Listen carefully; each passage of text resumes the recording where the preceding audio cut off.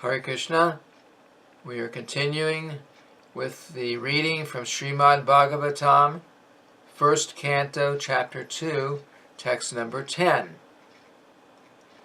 The translations, the synonyms, and the purports of the Srimad Bhagavatam were written by His Divine Grace, A.C. Bhaktivedanta Swami Prabhupada, and were published by the Bhaktivedanta Book Trust. We will start by chanting the Sanskrit verse. Kamasya nindriya pritir labho jiveta yavata jivasya tattva jigyasa narto yash jeha karmabhi. Word for word synonyms.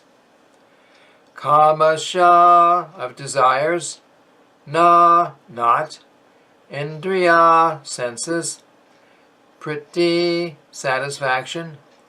Labhaha, gain. Jiveta, self-preservation. Yavata, so much so. Jivasya, of a living being.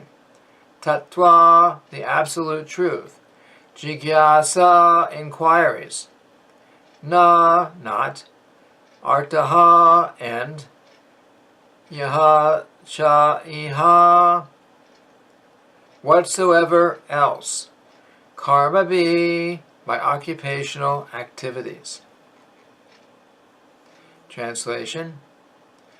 Life's desires should never be directed towards sense gratification. One should desire only a healthy life or self-preservation, since a human being is meant for inquiry about the absolute truth. Nothing else should be the goal of one's works. Purport. The completely bewildered material civilization is wrongly directed towards the fulfillment of desires in sense gratification. In such civilization, in all spheres of life, the ultimate end is sense gratification. In politics, social service, altruism, philanthropy, and ultimately in religion, or even in salvation, the very same tint of sense gratification is ever increasingly predominant.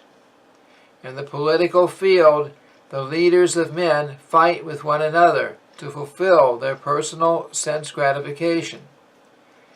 The voters adore the so-called leaders only when they promise sense gratification. As soon as the voters are dissatisfied in their own sense satisfaction, they dethrone the leaders. The leaders must always disappoint the voters by not satisfying their senses. The same is applicable in all other fields. No one is serious about the problems of life.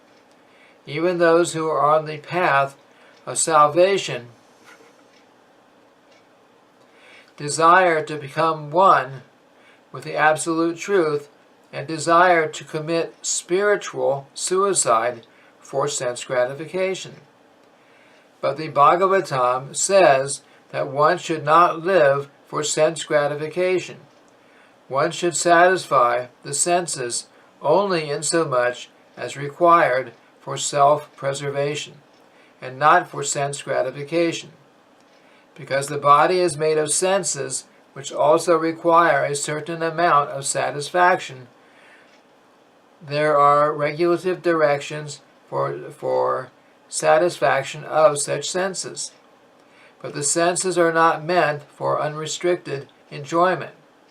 For example, marriage, or the combination of a man with a woman, is necessary for progeny, but it is not meant for sense enjoyment.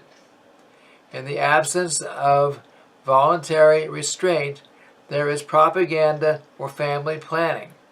But foolish men do not know that family planning is automatically executed as soon as there is search after the absolute truth.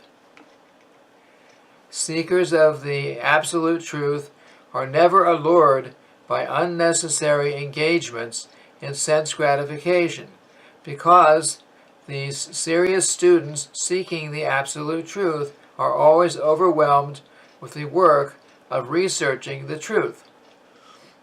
In every sphere of life, therefore, the ultimate end must be seeking after the absolute truth, and that sort of engagement will make one happy, because he will be less engaged in varieties of sense gratification. And what that absolute truth is explained as follows. And this ends the reading of the Srimad Bhagavatam, first canto, chapter 2, text number 10. Thank you very much. Hare Krishna.